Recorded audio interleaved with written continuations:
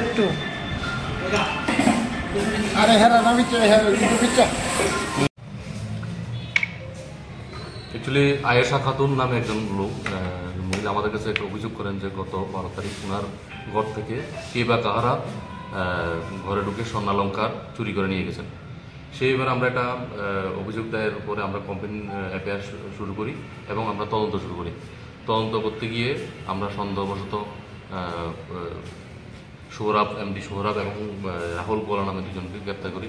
ওই সময় ওরা স্বীকারোক্তি দেয় যে আমাদের কাছে যে হ্যাঁ ওরাই চুরি করেছে এবং সঙ্গে আরও অন্যান্য বাড়ি থেকে ওরাই চুরি করেছে এবং তাদের স্বীকারোক্তি মূলে আমরা এই গোল্ডেন অর্নামেন্টসগুলি তাদের কাছে বিক্রি করেছে, যারা স্বর্ণের জিনিস মানে চুরির জিনিস যেন কিনেছে ওদেরকেও আমরা গ্রেপ্তার করি এবং ওদের কাছ থেকে আজকে এই নেকলেস 3টা নেকলেস, একটার মধ্যে উইথ চেন, 2টা নেকলেসে উইদাউট চেন আর একটা ফিঙ্গার রিং গোল্ডেন, এগুলি আমরা উদ্ধার করি।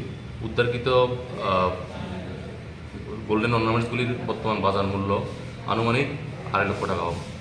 আচ্ছা, যে দুজন চোরকে আটক করেছেন এবং তাদেরকে জিজ্ঞাসাবাদ করে তাদের সঙ্গে কি আর কেউ আছে কি?